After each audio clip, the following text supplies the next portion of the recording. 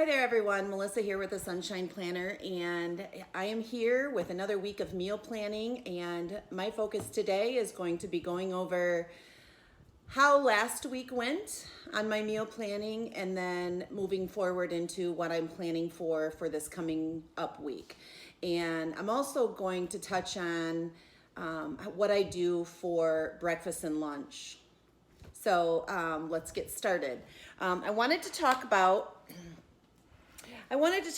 what I did last week. So this was my last week's meal planning, and as you can see, today, I'll just say today is Friday, and I'm kind of not done with the week yet, but I wanted to get this video out for you. So I'm actually going to do 7 days on my next week that I show you.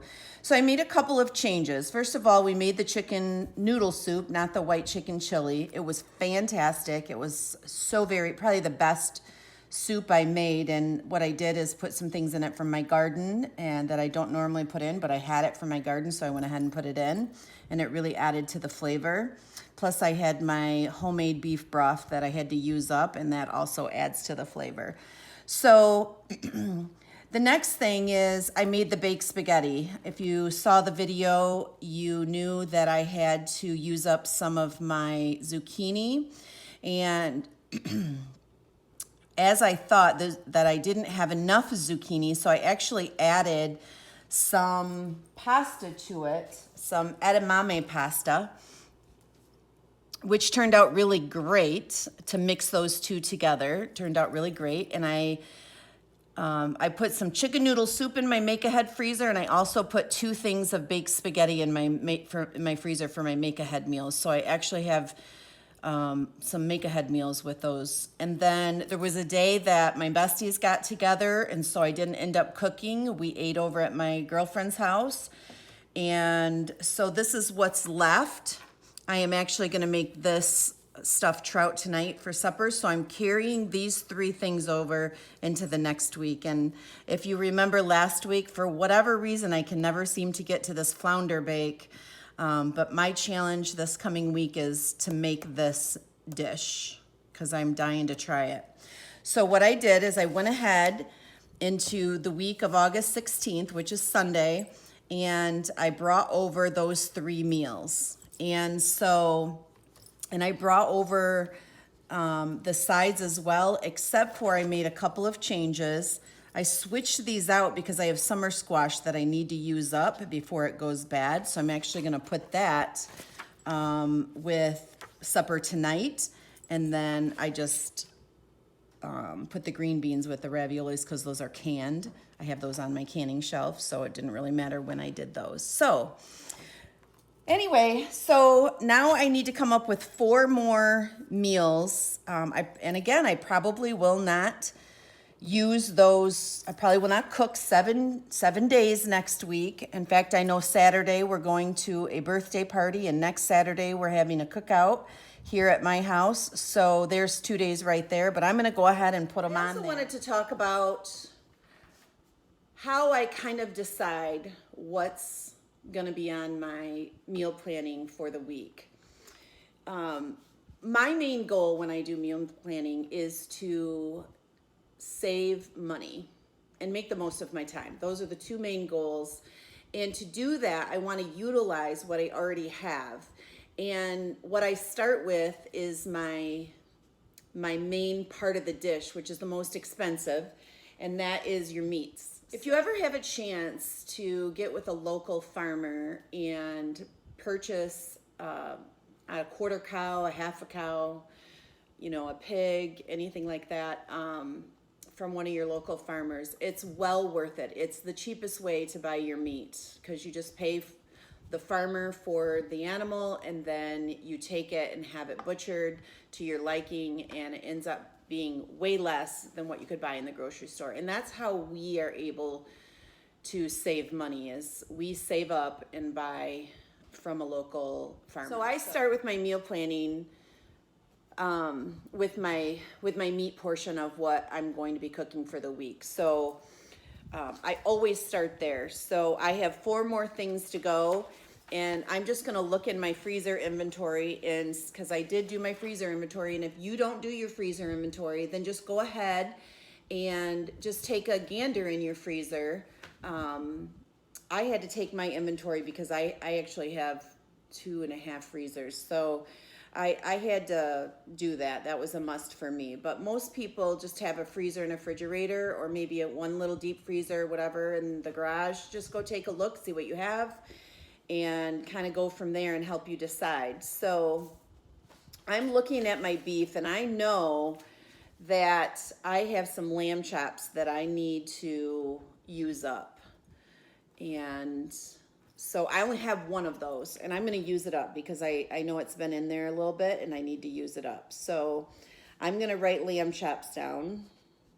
And I have a great recipe that I use for that. It's kind of a gourmet kind of recipe. So when I choose to cook this particular meal during the week, it'll be on a night when I have time to really kind of enjoy, and maybe I'll ask my husband to come in the kitchen and kind of do a little co-cooking with me. I like to do that when I can. He doesn't like to cook, but he does cook with me when I ask. So I'm going to do lamb chops. I have lasagna, ravioli, I have a fish, I have a lamb chop, and I am going to go ahead, and I also know that I want to use up one of my flank steaks. So, and I can do that on the grill. That can be an easy, so I'm gonna go ahead and write flank steak down. So I need 2 other things, and because I seem to have some things on here that are a little time consuming, I need some easy things. And so for that, I'm gonna do, and I am gonna only do 6. I changed my mind because I do know that this Saturday and next Saturday, we have 2 outings to go to. One's here and one's somewhere else. So I'm just gonna go ahead and do 6, and I think I'm just gonna do Sloppy Joes. Because I know that my corn is ready to pick off the stalks, harvest out in my garden right now, I'm actually gonna put corn for almost every day of this week, because it's my husband's favorite thing to eat in the summertime is corn. So I'm gonna write it down as a side for every meal. We don't get sick of eating it, so that's okay. If that wouldn't work for you, that's okay too. So from there, I know that my garden is still producing summer squash, and I love fried summer squash, so I'm gonna put that on one of mine. And when I'm putting it down on one of my meals, but I may not use it with the meal I put it down with. It just depends if it's available to harvest the day I make that. So whatever meal I cook the day it's ready to harvest, that's the day I'm going to put it with. So I'm gonna go ahead and kind of just finish up my supper list, and then I'm gonna talk about lunch. So I finished it up. It just took me a couple of seconds. I am putting potatoes with my flank steak, which I already have the potatoes. Like I said, corn every day. I'm doing chips with Sloppy Joes. I already have chips. And the lamb chops, I just, for the ingredients, want to look at my recipes. And so my Sloppy Joes calls for 2 pounds of ground beef. I have that. I have an onion. I have a can of tomato soup already.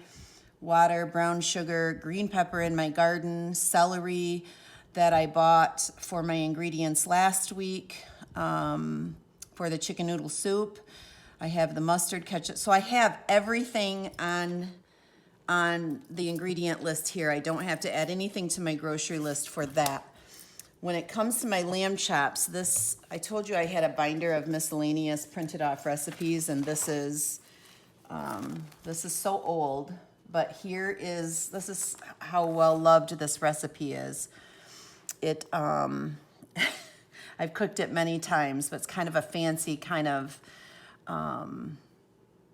recipe, but it looks fancier than it really is. So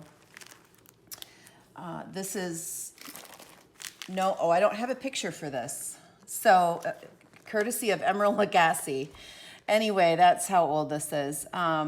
So I have the lamb chops, I have olive oil, Creole mustard sauce, which is down here. I have shallots, I have garlic, I have white wine, I have Dijon mustard. I don't have heavy cream. I will need to get that. I have the mild herbs, I have the breadcrumbs.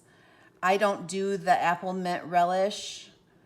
I will need some chives. I don't have that, and I have rosemary out in my garden. So for this recipe, I will need 1 cup of heavy cream, and I will need some chives. So I'm going to add that to my grocery list.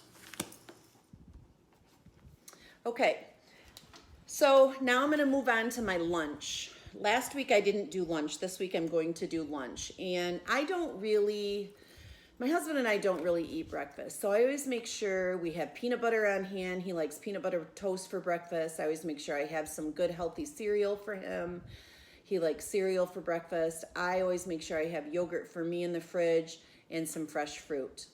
I have that in my fridge right now, so I'm not going to add any of that. I have all those ingredients. I'm not going to add it to this week's grocery list.